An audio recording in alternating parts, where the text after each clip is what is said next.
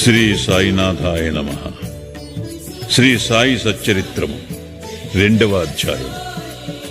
ఈ గ్రంథ రచనకు కారణము పూనుకొనుటకు అసమర్థత, బాబా అభయము, వాడాలో వివాదము, హెమాడ్ పంతును బిరుదు ప్రదానము, గురువు యొక్క ఆవశ్యకత. ఈ గ్రంథ రచనకు ముఖ్య కారణము మొదటి అధ్యాయములో గోధుమలు విసరి ఆ పిండిని ఊరు బయట చల్లి కలరాజాడ్యమును తరిమివేసిన బాబా వింత చర్యను వర్ణించితిని. ఇదే కాక శ్రీ సాయి యొక్క ఇతర మహిమలు విని సంతోషించితిని. ఆ సంతోషమే నన్నీ గ్రంథము రాయుటకు పురికొల్పినది. అదే కాక బాబాగారి వింత లీలలు, చర్యలు మనస్సునకు ఆనందము కలుగుచేయును. అవి భక్తులకు బోధనులుగా ఉపకరించును. తుదకు పాపములను పోగొట్టును కదా అని భావించి బాబా యొక్క పవిత్ర జీవితమును, వారి బోధనలను వ్రాయ మొదలెడితిని. యోగీశ్వరుని జీవిత చరిత్ర తర్కమును న్యాయమును కాదు, అది మనకు సత్యమును ఆధ్యాత్మికమునైన మార్గమును చూపును. గ్రంథరచనకు పూనుకొనుటకు అసమర్థత, బాబా అభయము. శ్రీ సాయి సచ్చరిత్ర గ్రంథరచనకు తగిన సమర్థత గలవాడను కానని హెమాడ్ పంతు భయపడెను. అతడు ఇట్లనుకొనెను: నా యొక్క సన్నిహిత స్నేహితుని జీవిత చరిత్రయే నాకు తెలియదు, నా మనస్సే నాకు గోచరము కాకున్నది. ఇట్టి స్థితిలో ఒక యోగీశ్వరుని చరిత్రను నేనెట్లు రాయగలుగుదును? అవతార పురుషుల లక్షణములు ఎట్లు వర్ణించగలను? వేదములే వారిని పొగడలేకుండెను. తాను యోగి అయినా గాని యోగి యొక్క జీవితమును గ్రహింపజాలడు. అట్టిచో వారి మహిమలను నేనెట్లు కీర్తించగలను? సప్త సముద్రముల లోతును కొలువవచ్చును, ఆకాశమును గుడ్డలో వేసి మూయవచ్చును, కానీ యోగీశ్వరుని చరిత్ర వ్రాయుట బహు కష్టము. ఇది గొప్ప సాహస కృత్యమని కూడా నాకు తెలియను. అందువలన నలుగురిలో నవ్వులు పాలగుదునేమోనని భయపడి శ్రీ సాయీశ్వరుని అనుగ్రహము కొరకు ప్రార్థించాను. మహారాష్ట్ర దేశములోని ప్రథమ కవియు యోగీశ్వరుడు నగు జ్ఞానేశ్వర మహారాజు యోగుల చరిత్ర వ్రాసిన వారిని భగవంతుడు ప్రేమించునని చెప్పియున్నారు. ఏ భక్తులు యోగుల చరిత్రలను వ్రాయ కుతూహలపడెదరో వారి కోరికలు నెరవేరునట్లు, వారి గ్రంథములు కొనసాగునట్లు చేయుటకు యోగులు అనేక మార్గములను అవలంబించెదరు. యోగులే అట్టి పనికి ప్రేరేపింతురు. దానిని నెరవేర్చుటకు భక్తుని కారణమాత్రునిగా నుంచి వారి వారి కార్యములను వారే కొనసాగించుకొనెదరు. 1700 శక సంవత్సరములో మహీపతి పండితుడు యోగీశ్వరుల చరిత్రలను వ్రాయుటకు కాంక్షించెను. యోగులు అతనిని ప్రోత్సహించి ఆ కార్యమును కొనసాగించిరి. అట్లే 1800 శక సంవత్సరములో దాసగను యొక్క సేవను ఆమోదించిరి. మహీపతి 4 గ్రంథములను వ్రాసెను.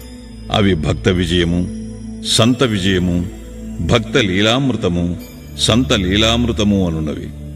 దాసగను వ్రాసినవి భక్త లీలామృతమును, సంత కథామృతమును మాత్రమే. ఆధునిక యోగుల చరిత్రలు వీని యందు గలవు.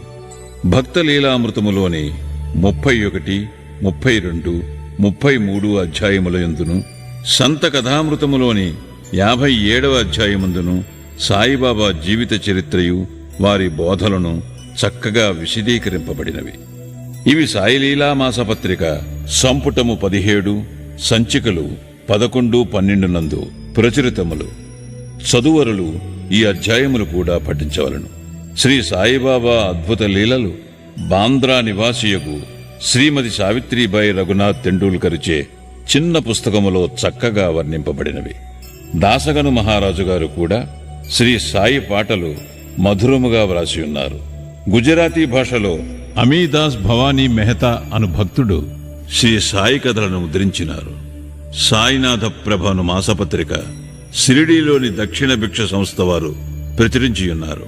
ఇన్ని గ్రంథములుండగా ప్రస్తుత సచ్చరిత్ర వ్రాయుటకు కారణమేమి, దాని అవసరమేమి అని ఎవరైనాను ప్రశ్నించవచ్చును. దీనికి జవాబు మిక్కిలి తేలిక.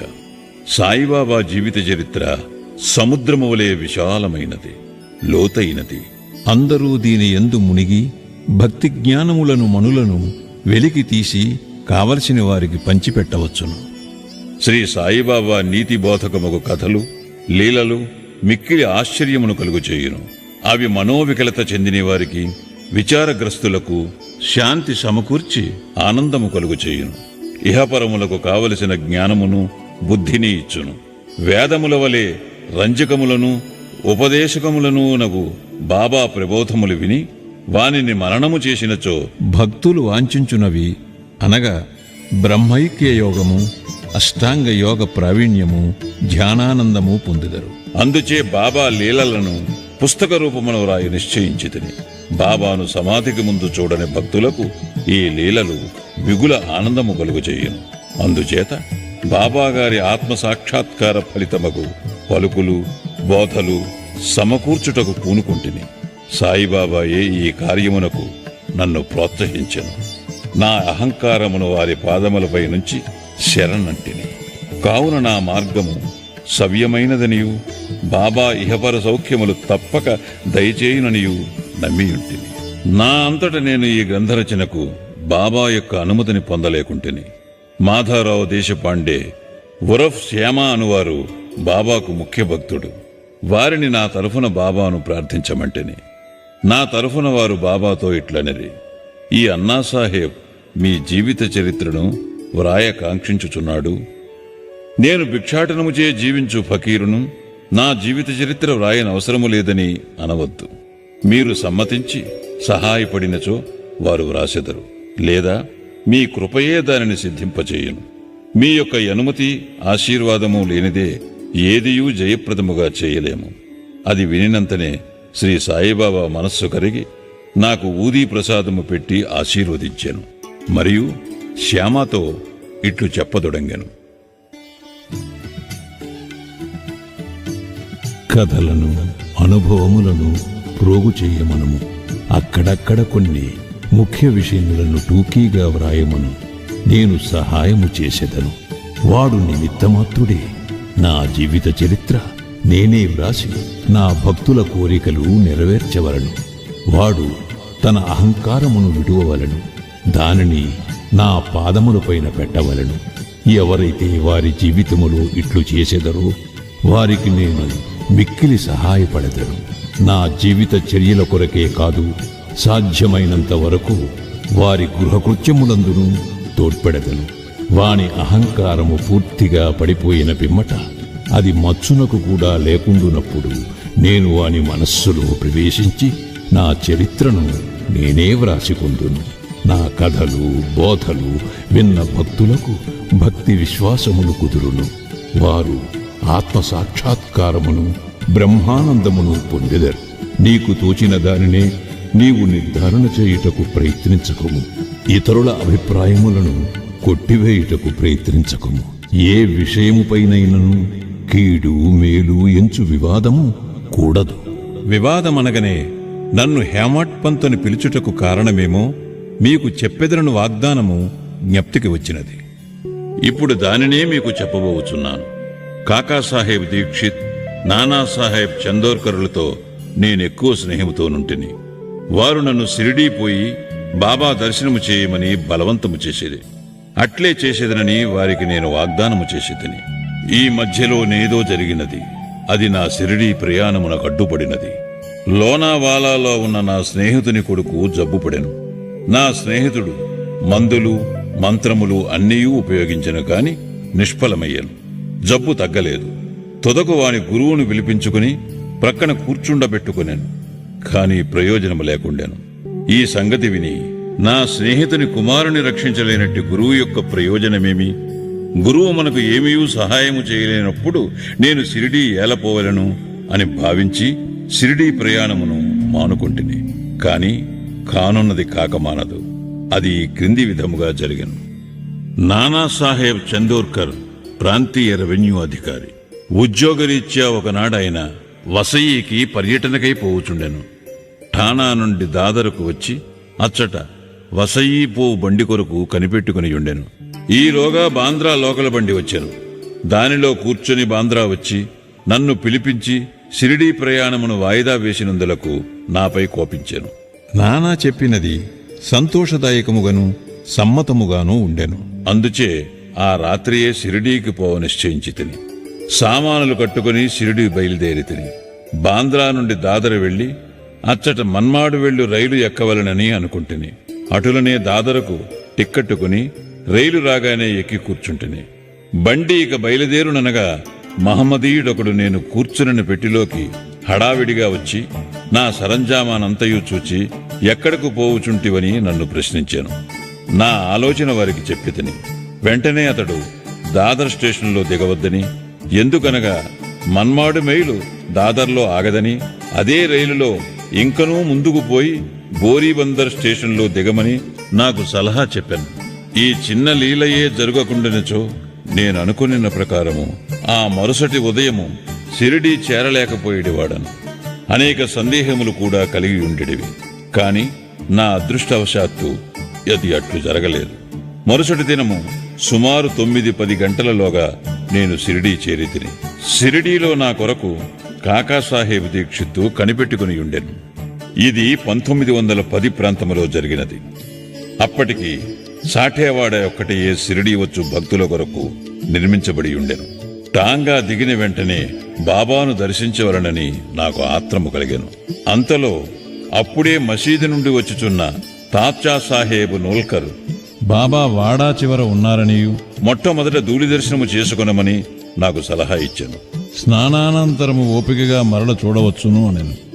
ఇది వినిన తోడనే నేను పోయి బాబా పాదములకు సాష్టాంగ నమస్కారము చేసితిని. నాలో ఆనందము పొంగి పొరలినది. నానాసాహెబ్ చందోర్కర్ చెప్పిన దానికన్నాను ఎన్నో రెట్లు అనుభవమైనది. నా సర్వేంద్రియములు తృప్తి చెంది ఆకలి దప్పికలు మరచితిని. మనస్సుకు సంతుష్టి కలిగెను. బాబా పాదములు పట్టిన వెంటనే నా జీవితములో గొప్ప మార్పు కలిగెను. నాకు షిరిడీ పోవలసినదని ప్రోత్సహించిన వారందరికీ నేనెంతో రుణపడినట్లుగా భావించితిని. వారిని నా నిజమైన స్నేహితులుగా భావించితిని. వారి రుణమును నేను తీర్చుకొనలేను. వారిని జ్ఞప్తికి తెచ్చుకొని వారికి నా మనసులో సాష్టాంగ ప్రణామము చేసితిని. నాకు తెలిసినంత వరకు సాయిబాబా దర్శనము వల్ల కలుగు చిత్రమేమనా, మనలో ఉన్న ఆలోచనలు మారిపోవును, వెనకటి కర్మల బలము తగ్గును, క్రమముగా ప్రపంచమందు విరక్తి కలుగును. నా పూర్వజన్మ సుకృతముచే నాకీ దర్శనము లభించినదనుకుంటుని. సాయిబాబాను చూచినంత మాత్రముననే ఈ ప్రపంచమంతయు సాయిబాబా రూపము వహించెను. తీవ్ర వాగ్వివాదము. నేను షిరిడీ చేరిన మొదటి దినముననే నాకును బాలాసాహెబ్ భాటేకును గురువు యొక్క ఆవశ్యకతను గూర్చి గొప్ప వాగ్వివాదము జరిగాను. మన స్వేచ్ఛను విడిచి ఇంకొకరికి ఎందుకు లొంగి ఉండవలనని నేను వాదించితిని. మన కర్మలను మనమే చేయుటకు గురువు యొక్క ఆవశ్యకత ఏమి? తనంతట తానే కృషి చేసి మిక్కిలి యత్నముతో ఈ జన్మ దుఃఖము నుండి తప్పించుకొనవలను. ఏమీయూ చేయక సోమరిగా కూర్చునువానికి గురువేమి చేయగలడు అని నేను స్వేచ్ఛపక్షమును ఆశ్రయించితిని. భాటే ఇంకొక వాదమును పట్టుకొని ప్రారబ్ధము తరపున వాదించుచు కానున్నది కాకమానదు. మహనీయులు కూడా ఈ విషయములో ఓడిపోయేరి. మనుజుడొకటి తలంచిన భగవంతుడు వేరొకటి తలంచును. నీ తెలివితేటలను అటు ఉండనిమ్ము. గర్వము కాని అహంకారము కాని మీకు తోడ్పడవు అనెను. ఈ వాదన 1 గంట వరకు జరిగెను. కాని ఇది మిథ్యమని ఏమీయూ తేలలేదు. అలసిపోటుచే ఘర్షణ మానుకొంటిమి. ఈ ఘర్షణ వల్ల నా మనశ్శాంతి తప్పినది. దేహాత్మబుద్ధి అహంకారము లేకున్నచో వివాదమునకు తావులేదని గ్రహించి తిని. వేయేలా వివాదమునకు మూల కారణము అహంకారము. ఇతరులతో కూడా మేము మసీదుకు పోగా బాబా కాకాను పిలిచి ఇట్లడిగాను. వాడాలో ఏమి జరిగినది? ఏమిటా వివాదము? అది దేనిని గూర్చి?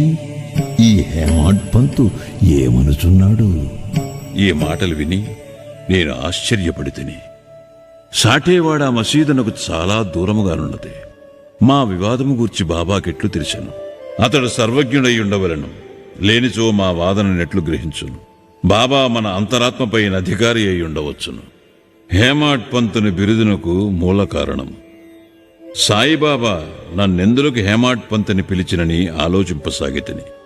ఇది హేమాద్రి పంతును నామమునకు రూపాంతరం. దేవగిరికి చెందిన యాదవ వంశరాజులకు హేమాద్రి పంతు ప్రధానామాత్యుడు. అతడు గొప్ప పండితుడు, మంచి స్వభావము కలవాడు. చతుర్వర్గ చింతామణి, రాజ ప్రశస్తియను గొప్ప గ్రంథములను రచించినవాడు. మోడీ భాషను, ఒక నూతన గణిత విధానమును కనిపెట్టినవాడు. ఇక నేనా వానికి వ్యతిరేక బుద్ధి కలవాడను, మేధాశక్తి అంతగా లేనివాడను. మరి సాయిబాబా నాకెందుకు ఈ బిరుదు నొసంగిరో తెలియకుండెను. ఆలోచన చేయగా ఇది నా అహంకారమును చంపుటకొక అమ్మనియు నేనెప్పుడునూ అనుకోనమ్రతలు కలిగి ఉండవలనని బాబా కోరిక అయి ఉండవచ్చుననియు గ్రహించితిని. అంతకుముందు బాడాలో జరిగిన చర్చలో నే చూపిన తెలివితేటలను బాబా ఈ రీతిగా అభినందించి ఉండవచ్చునని అనుకొంటిని. భవిష్యచ్చరితను బట్టి చూడగా బాబా పలుకులకు దాబోల్కరును హేమాడ్ పంతు అనుట గొప్ప ప్రాముఖ్యము కలదనియు భవిష్యత్తు తెలిసియే బాబా ఇట్లనేననియు భావించవచ్చును. ఏలయనగా హేమాడ్ పంతు శ్రీ సాయిబాబా సంస్థానమును చక్కని చాకచక్యముతో నడిపెను. సంస్థానము యొక్క లెక్కలను బాగుగా నుంచెను. అదేకాక భక్తి, జ్ఞానము, నిర్వ్యామోహము, ఆత్మ శరణాగతి, ఆత్మ సాక్షాత్కారము మొదలగు విషయములతో శ్రీ సాయి సచ్చరిత్రయను గొప్ప గ్రంథమును రచించెను. గురువు యొక్క ఆవశ్యకత ఈ విషయమే బాబా ఏమనో హేమాడ్ పంతు వ్రాసి ఉండలేదు. కాని కాకాసాహెబ్ దీక్షిత్ ఈ విషయమును గూర్చి తాను వ్రాసుకుని దానిని ప్రచురించాను. హేమాడ్ పంతు బాబాను కలిసిన 2వ దినము కాకాసాహెబ్ దీక్షిత్ బాబా వద్దకు వచ్చి షిరిడీ నుండి వెళ్ళవచ్చునా అని అడిగాను. బాబా అట్లే అని జవాబిచ్చాను. ఎక్కడకు అని ఎవరో అడుగగా చాలా పైకి అని బాబా చెప్పాను. మార్గమేది అని దీక్షిత్ అడిగాను. అక్కడకు పోవుటకు అనేక మార్గములు కలవు. షిరిడీ నుంచి కూడా ఒక మార్గము కలదు. మార్గము ప్రయాసకరమైనది. మార్గమధ్యమున ఉన్న అడవిలో పులులు, తోడేళ్లు కలవు అని బాబా బదులిడెను. మార్గదర్శకుని వెంట తీసుకుని పోయినచో అని కాకాసాహెబ్ అడుగగా అట్లయినచో కష్టమే లేదని బాబా జవాబిచ్చాను. మార్గదర్శకుడు తిన్నగా గమ్యస్థానము చేర్చును. మార్గమధ్యమున ఉన్న తోడేళ్లు, పులులు గోతుల నుండి తప్పించును.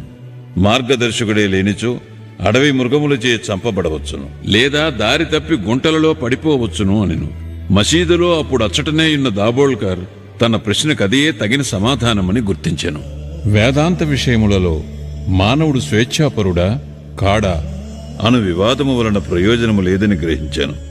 పరమార్థము నిజముగా గురుబోధల వల్లనే చిక్కుననియు రామకృష్ణులు తమ గురువులైన వశిష్ఠ సాందీపులకు లొంగి అనుకువతో నుండి ఆత్మసాక్షాత్కారము పొందిరనియు దానికి దృఢమైన నమ్మకము అనగా నిష్ఠ, ఓపిక అనగా సబూరి అను 2 గుణములు ఆవశ్యకమనియు గ్రహించెను. 2వ అధ్యాయము సంపూర్ణము. సద్గురు శ్రీ సాయినాథార్పణమస్తు. శుభం భవతు.